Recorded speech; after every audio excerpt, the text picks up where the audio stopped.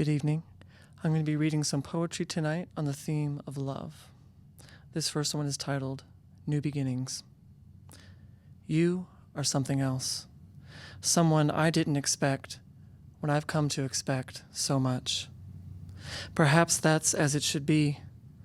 My thoughts turn with your gentle touch across my bare skin, eliciting a deep-born hunger that swims insatiably through my mind. Haunt the exposed corners of my body with your lips.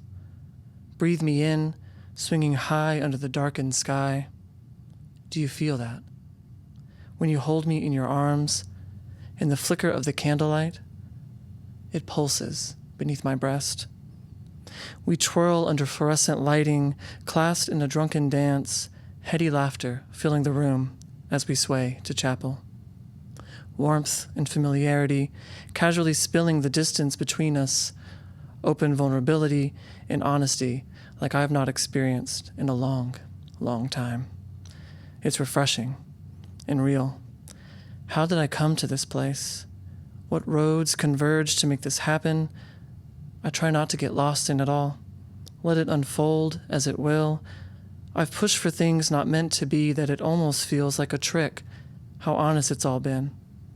And to think, it all started with a conversation of shared love for music and the arts on a train ride home one evening, an evening of new beginnings we weren't even aware of. This next one is called A Love Story. You were silent again today, as quiet as the night wrapping its stillness about me. I left you alone because I know that depressing thoughts swim through your mind when you least expect them, and there's nothing I can do to stop that. When you drove by and called, my heart jumped at the chance to see you, to hold you, kiss your face, your lips. You stepped inside, and there was no hiding my joy. It leapt from my face, contagious, unabashed. Your smile broke through. The moment suspended. And then your pain invaded like a darkness, seeking to envelop your soul, its bitter words sharpened to a steely point. I reacted at first, falling back into old habits before I regained my own power, my inner peace calming me. As your words washed over me, I know you're in pain, afraid of what comes next. You've never had this before, this raw and open connection with another person that is so blinding at times you feel you might drown beneath its waves. You aren't alone. I might have experienced this before, but that doesn't mean it's the same. Each moment is uniquely ours, shaped by our words and actions. You know that feeling that you get in the pit of your stomach when one of us leaves? That empty, hollow nakedness stretching out before you, beckoning you to slip beneath its folds.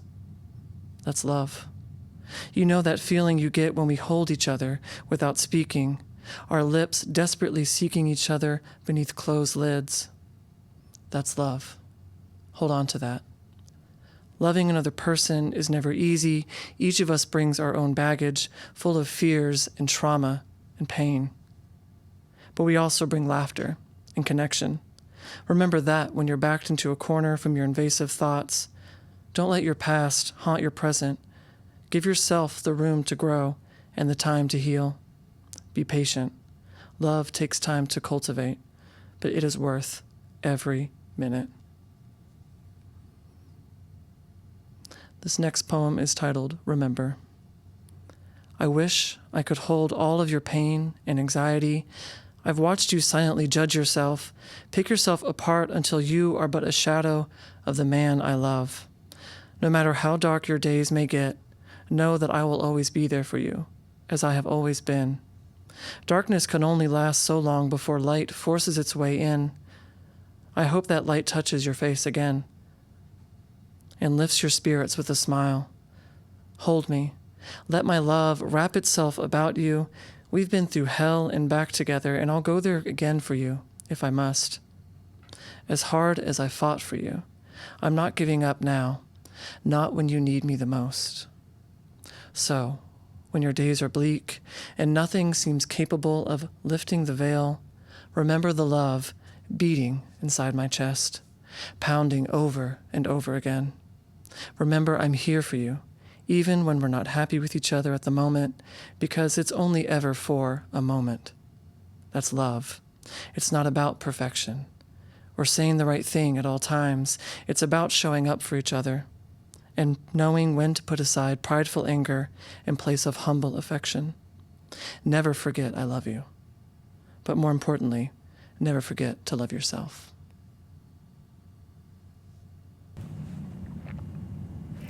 Well, hi, everybody at home. Welcome back again to another Speak Your Mind, and give some snaps to our featured artist, Sean Sharkey Diaz. Thank you so much for being here. Thank you.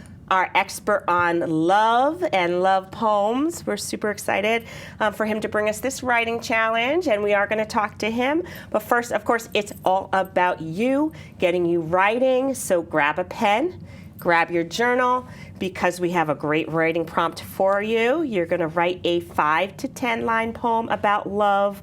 And as always, I just like to let you know, if you've never written before, or if you've been writing for a while, number your lines 1 through 5 or 1 through 10. And as you write it, you're just going to go line by line by line. It's that easy. You're going to write easy. So you can pause the video or go back to it to write your own love poem. And so now we already wrote ours, so we're going to go ahead and share. All right, I always save the best for last, so I'm going to start. I'm definitely a novice in this department, so you'll see why. Love. Looking through the glass in limerence on dazzling slippers after the midnight bell rang, bringing pumpkin back to reality. Cultivating communication beyond honey bunny, baby in a corner, and having the time of my life. Not giving up hope that floats and presses rose kisses into the notebook for the love story of the ages. Yes, beautiful. I can't wait to hear yours. So mine is titled Hungry for Love. Why is it that we struggle to say I love you, but spit out harsh words without a second thought? Why does society shun expressing love in favor of tearing each other down? We're taught to toughen up. Be a man, shove it down, don't let them see you feel.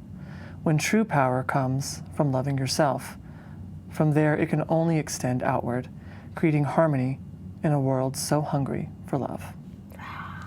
Yeah, nice. Nice. Give it up, audience. Sean Sharkey Diaz.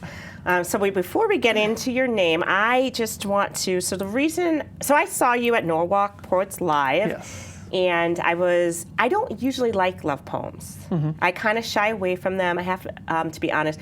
This topic scares me. A lot of stuff I write about is social issues, things I'm pissed off about. And I'll play around with Rumi style love poems, but love poems, no. And I don't like listening to love poems. I think they're kind of cheesy. But when I saw you at Norwalk Poets Live, I was like, okay, that's a love poem. That's worth sort of me kind of dusting it off and giving it a try. Of course, mine was 13 lines. I definitely I'm inspired to go and dig a little bit deeper, to write a little bit more. But I just think the way you do it, it's so beautiful. It has this rawness to it, but also a little bit of light and levity. I feel like you really grasp all the different layers of love and what a love poem should be.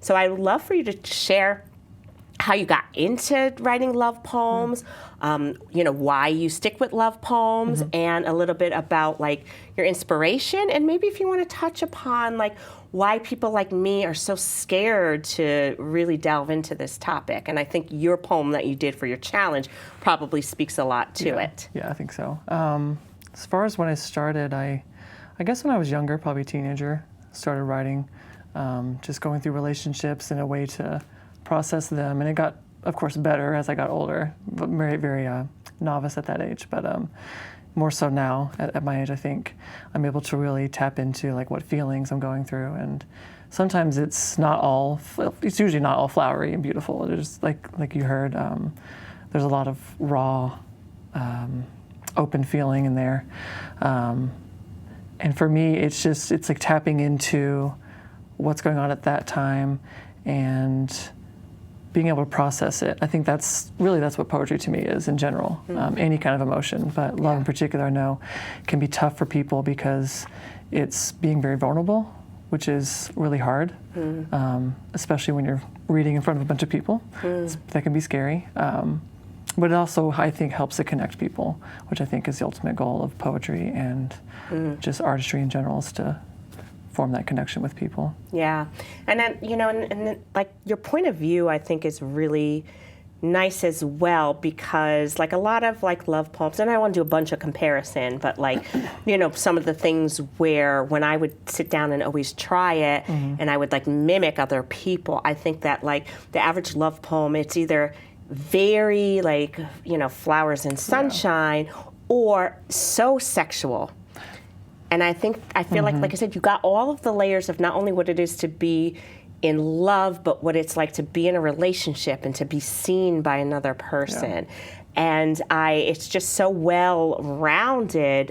You really are I feel like you're an expert in love poetry. And so do you like teach people how to write these poems? And I love that you touched on the point that it helped you process stuff, because as you were saying that, I can see this as being a very therapeutic way for people to kind of uncover some of these emotions and then maybe like shed some layers off their heart. Yeah.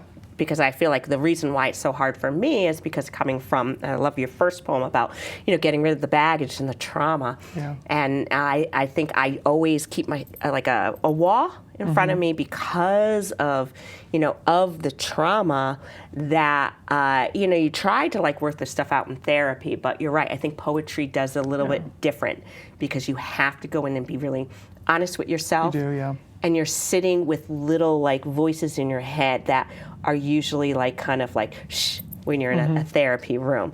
So do you teach people how to do this, or have you thought about bringing it to haven't outright therapeutic? Taught people, I guess by sharing, and I'll even do it in just like small groups of friends. They'll be like, oh, read a poem, Sean. I'll be like, oh, okay. And I think in those moments it's kind of teaching, I guess leading by example in a sense, showing them how I can do it, and they don't have to be afraid to also do that, and just trying to connect with them so that they can see that they can also open up and connect with me or with other people. That's, I think, what it's ultimately about, is just dropping the walls away and letting people in. Wow, I'd love to do a workshop with you. So sign me up. So your next workshop. Yeah, I want to be in that. I'm like, I can see myself like, in a room for 3 days with a bunch of tissues and like a bat and some pillows and a whole bunch of journals running. Love. Exactly. Now, so what is you're married, you have a husband, correct? Yes. So do you guys ever write together, or what does he think about some of the stuff? He doesn't write, but he does support. Always at my open mic nights and anytime I'm performing, so always there. Does he ever say like, "Oh, this is off limits, still please don't put this in your poetry"? Not really. Yeah. He's pretty open to whatever I'm going to write about, which it's never really anything like tearing him apart or anything like that. But yeah, that's great. Yeah. And so you said you used to live in New York. Yeah. Did you do like the New York open mic scene there as well? I didn't. I was just there during COVID pretty much, so everything was pretty much shut down. So it wasn't really until I got to Connecticut. Yeah. All right, so let's talk about your name, Sean Sharkey Diaz. How did you come up with that? Yeah, so Sharkey is my mother's maiden name, actually. It's Irish. And then Diaz, my dad, Puerto Rican on his side. So. All right, very nice. A little flair. Yeah. So do you write anything outside of love poems, or do you like to stick within that genre? No, I do write. I'll just do like poems about life. If I'm going through, like I've written when I was in like a bad job, and I was kind of going through some things there, and just what I was feeling and feeling overwhelmed, and just really life in general and whatever I'm feeling. Sometimes they could be angry. I'm angry about something, or I've written about my mom. Maybe that relationship's a little rocky sometimes, so I'll write about that and the nuances to that relationship. Yeah. So just kind of whatever I'm feeling. Yeah. Really. But as we all do. It does tend to, I try to, even if there's moments of bleakness and darkness, I usually try to come full circle in the poem and end it with something light. because I think there's always light at the end. So I agree. Yeah, I kind of like to look at my poems as redemption, especially because I want to have permission to really like write about hard stuff and say some hard things, but I don't want to like leave it as yeah, you know. I like to leave people hopeful. Yeah. So I always try to think of like that. My book is called Expressions on the Spiral of Life. So I always look at it as like the spiral. You do the spiral down into the depths, but you want to bring people back up.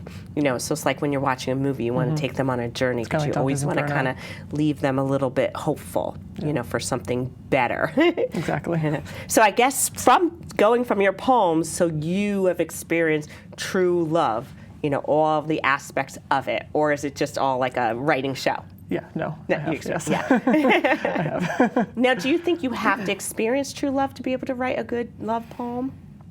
No, because there's all kinds of love. There's familial love, there's friendship love, there's crushes, which is just a lighter, different version of a deep romantic love. We see friends in love, we feel that energy. I think energy is felt, so you can feel the energy and then write about it. Oh, that's true. Yeah. I know, so that's what I'm thinking now. Again, you're really inspiring me because I think I've sort of closed the lid on that topic. And I'm not going to say I had a chip on my shoulder, like on the outside, but on the inside, I was just like, oh, okay, no, I just don't do that. And so, you know, watching you and like, it brought tears to my eyes. And I'm like, I can't believe I'm getting like emotional about love poems. But it really, I think the parts of my heart that were like, I packed down were like, okay, now it's time to come out. But I'm glad I was able to witness you to have a good template now of how to go in, you know. And so hopefully folks at home, his poems will give you a good template to go in, because I love what you said, that it's not just about romantic love and having to have, you know, this great love story. You can really like talk about love with, you know, friendships and family relationships and crushes. And mine was a little bit on limerence. Mine basically was about how, you know, the fantasy story, the fairy tale we all have as a little girl put me into such a state of limerence all the time. Like every time I went on a date, I was like picturing the wedding. I would like, you know, have the imaginary wedding veil. So there are so many different ways that you can approach it. And you're going to do some more poetry for us? Yes. Thank you so much for being here, Sean. Thank you for having me. It's been wonderful. Yay, great. So I hope folks at home, you're going to write your love poems. And please do not go anywhere because we have more from our featured artist.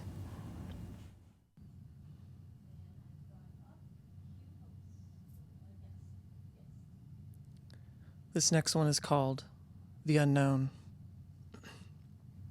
I don't know what tomorrow will bring or what moving in together will mean, if what we have will suffer or flourish, if you'll still love me when you know all of me. I'm scared, more scared than I've been in a long time, and that terrifies me down to my bones. It's a nauseating feeling that I can't seem to escape, creeping along the edge of every thought. There's a lot of courage in loving someone and giving them your heart, your vulnerability, to see you for exactly as you are behind all the masks. I worry I won't be enough, that one day you'll wake up, walk out, and leave. It seems like it would be so easy for you, and I have no control over that. I know that. I know that if you really wanted to leave, I should let you. Because it's better if you leave than stay when your heart's no longer in it. I want people in my life who are all in no matter what we go through. There's no greater feeling in all the world to know I will always be loved and supported. Since I first met you, it seems time has flown by, 9 months spanning a single day. How did we find each other? What events unfolded to bring us together? Do you ever wonder if it's too good to be true? We're far from perfect, but a love like this doesn't come around every day. I think that's what scares me the most. I've only ever loved one other this deeply, and still do. It's a kind of love that stays with you forever. I don't go into this lightly. Each day is its own new adventure, a lesson in humility, as we open ourselves up to each other to discover the possibility of us.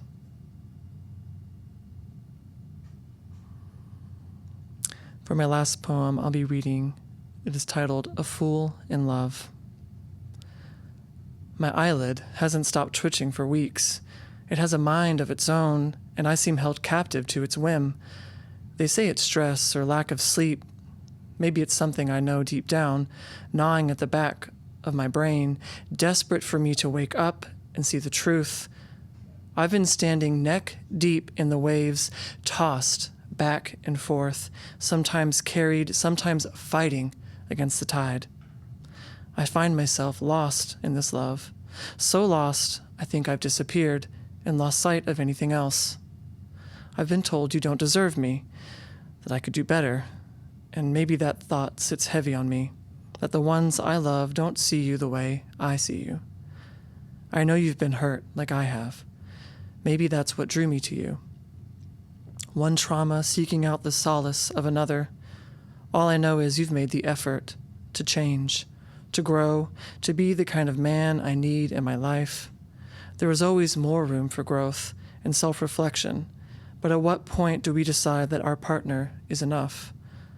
I feel this love inside me like an all-consuming fire. Should I trust that? Then again, shouldn't things be easier after all this time, or am I the fool being played? There have been so many moments of pure bliss knocking together inside my head.